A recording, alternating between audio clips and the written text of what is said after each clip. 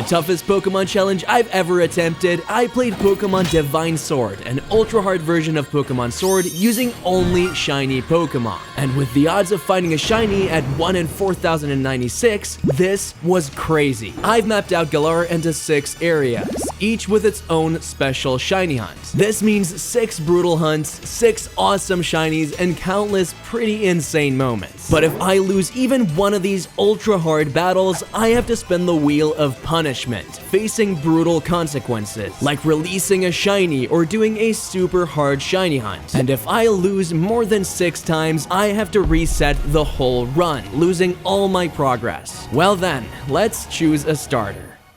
So, the starters in this game are shiny locked, but that doesn't mean we can't get a shiny starter. I'll choose Scorbunny, who will make a return later on, but for now, we need a viable shiny starter. So, we head into Galar's Route 1, which boasts a surprisingly large amount of cool shinies, including some brand new Pokemon added through the ROM hack. So with that, we start the hunt. And just under 4 hours and about 2,500 encounters later, we finally get lucky.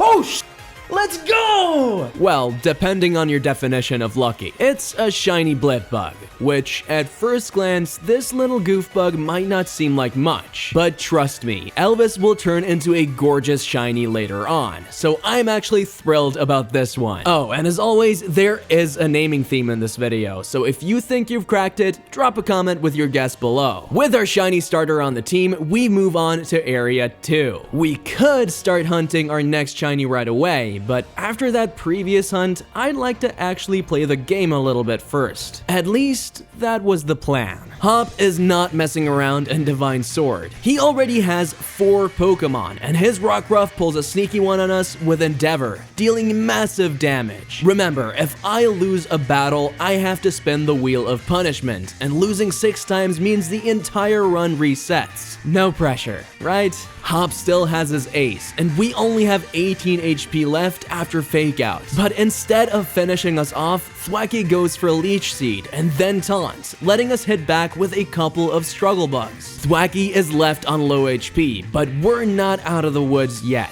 We're down to just 5 HP, and I know that Thwackey outspeeds. It hits us with a Razor Leaf, and somehow Elvis survives on 1 single HP. I am speechless. Somehow, against all odds, we pull through and finish off Thwackey. Crisis averted, but yeah, it might be time to get a second team member after all. So with Hop defeated, it was time to move on to Area 2. This time, I wanted to be strategic. Not just go for a cool looking shiny, but one that could also be a solid addition to the team. So I locked in on Golett. Why? Because tons of them spawn in the wild area, so encounters are quick. Plus, Shiny Golurk looks awesome. Thanks to some help from the speed up feature, we got around 400 encounters per hour. And our lucky streak continues because just over 2 hours later, this happened. We found our shiny and can cross Area 2 off the list. Welcome to the team, MJ. With Elvis and MJ by my side, I was feeling a lot more confident because this ROM hack turns even regular trainers into nightmares. That said, it was time for the real test. The first gym battle against Milo, the grass-type leader. Normally, Milo's a total pushover, but in Divine Sword, he's terrifying. My strategy was simple. Lead with Elvis, set up, and sweep.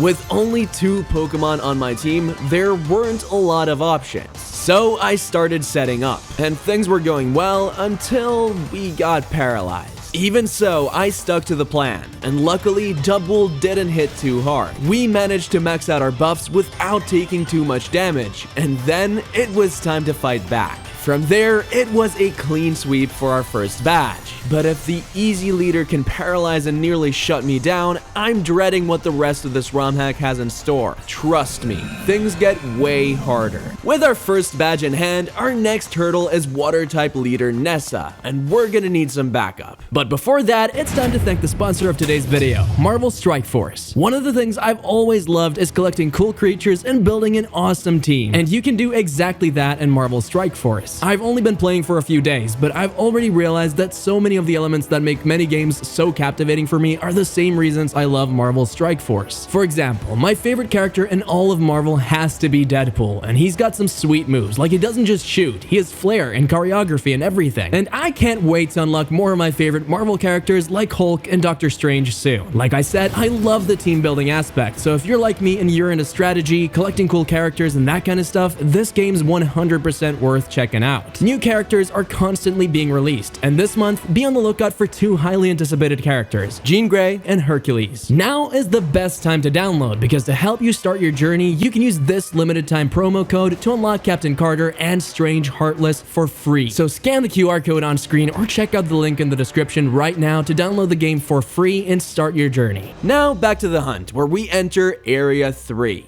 There are some great options here, like Galarian Meowth and Galarian Zigzagoon, but I had my sights set on Galarian Farfetch'd. Why? Well, first of all, its evolution Surfetch'd is a solid Pokemon, and second, have you seen Shiny Surfetch'd? It's golden!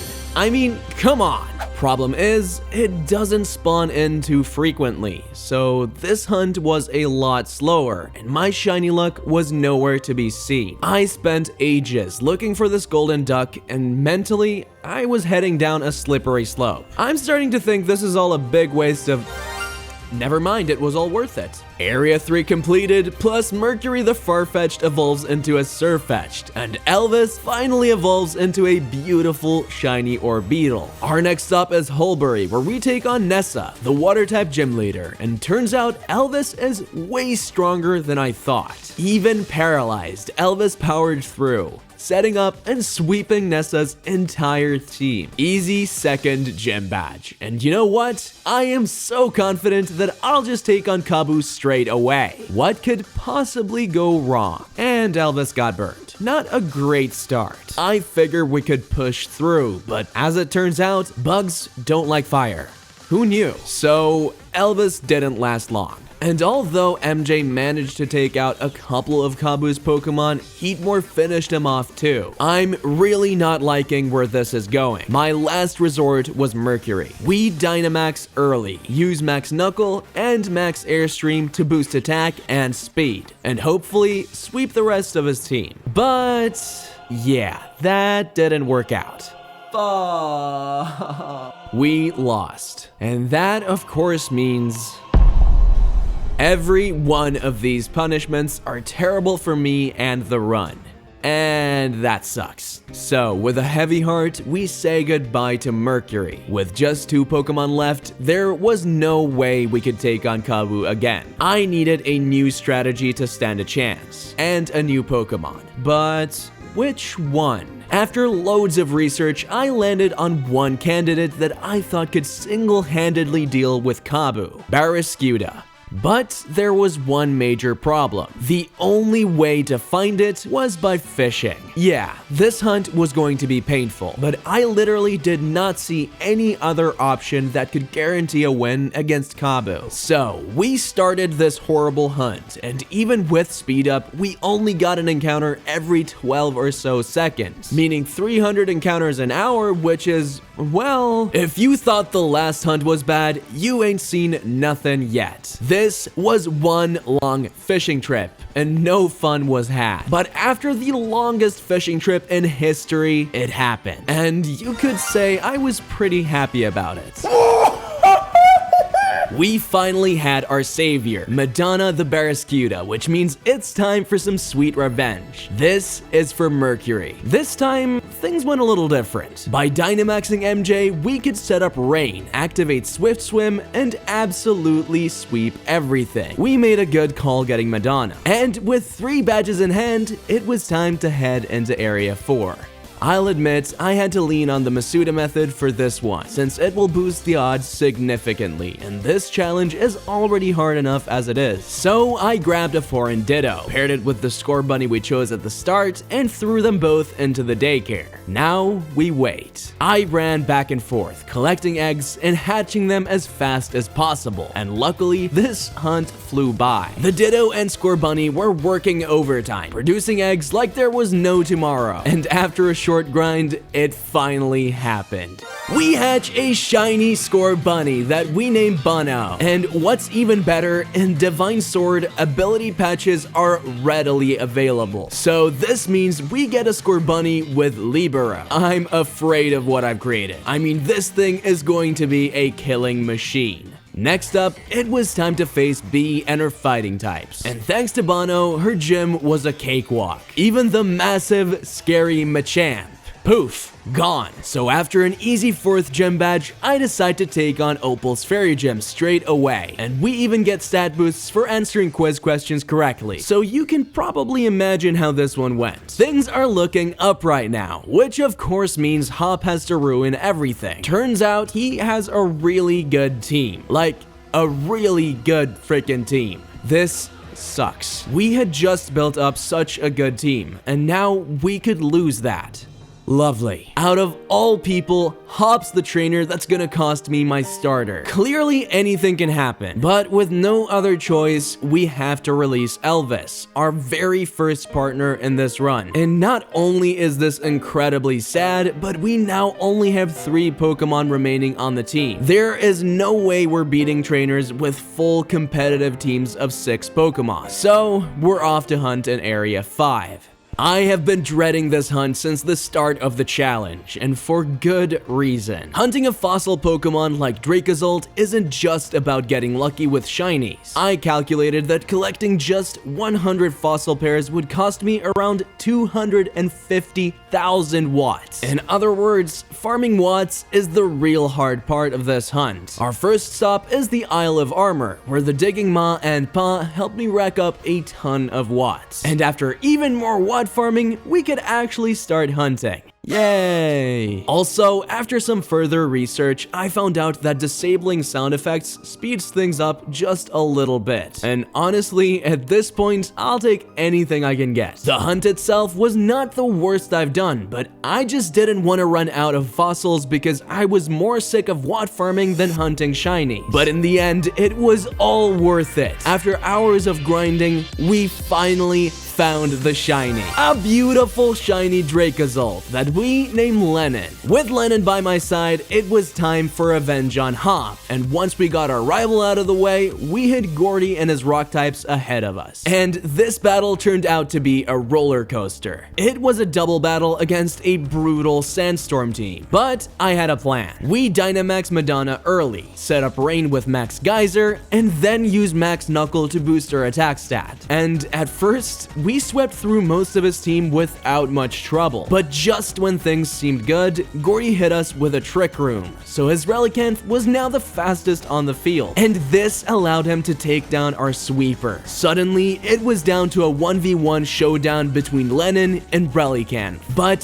thankfully, Trick Room wears off just in time, letting Lennon outspeed, and with a powerful Bolt Beak, we seal the win. That was way too close. Having only 4 Pokemon is really starting to catch up with us. But not just yet, because Pierce and his dark types turn out to be a total cakewalk. So, with a pep in my step and just one more gym badge to go, it was time for things to start going horribly wrong. Raihan's running a Sandstorm team with a frickin' Sandforce, Garchomp, and a Zygarde. And yeah, it's not long before my team starts falling apart. This battle quickly went straight downhill. So, once again, it's Wheel of Punishment time. What will it be this time? Honestly, I'll take it. I could really use more team members right about now. So, off to Area 6, our final hunting ground.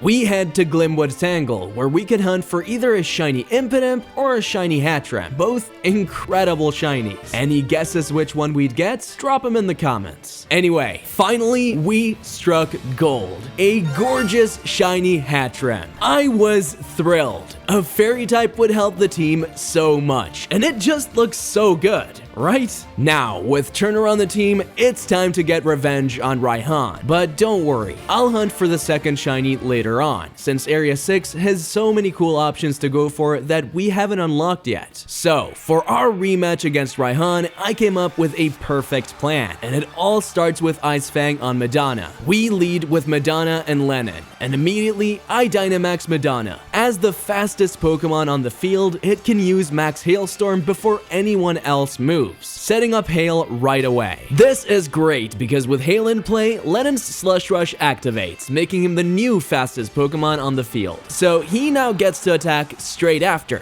and with Choice Specs boosted Blizzard, we can hit both targets like a truck. Raihan's team had no chance to make a move. He had to sit and watch me sweep through his whole team. And by the time Raihan's ace Duraludon shows up, a Max Knuckle is there waiting to take it out. The plan couldn't have worked better. We absolutely swept his entire team and walked away with the 8th and final gym badge. So now, with Raihan behind us, we could get back to our punishments to hunt an additional shiny in Area 6. Route 10 is packed with awesome shinies, so that's where I decided to hunt. And with how many Pokemon just run into you here, the shinies practically hunt themselves. So I get going, and yeah, okay, it wasn't that fast, but this hunt did feel much quicker compared to the other ones. And while Shiny Galarian Darmanitan isn't the craziest shiny out there, I am not complaining. And with Jagger on the squad, we finally have a full team, and it's looking pretty good. Jagger with Gorilla Tactics, Lennon with Slush Rush and Bolt Beak, Choice Band Madonna,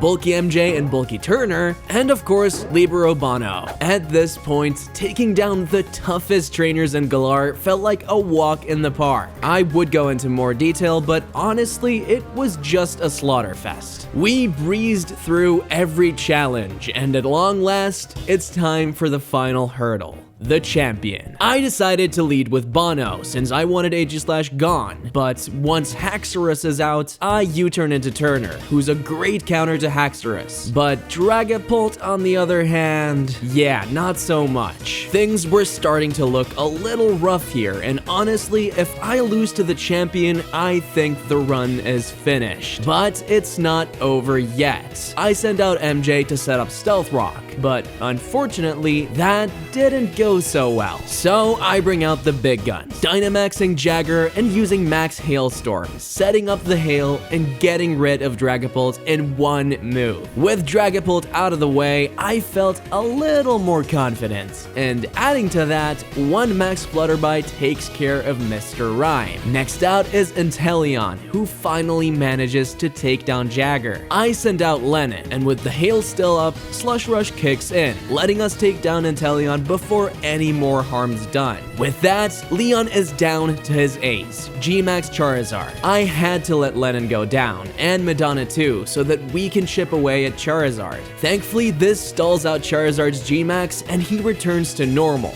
Bono now takes the stage one last time, and with a high jump kick, victory is ours. We had beaten Pokemon Divine Sword using only shiny Pokemon.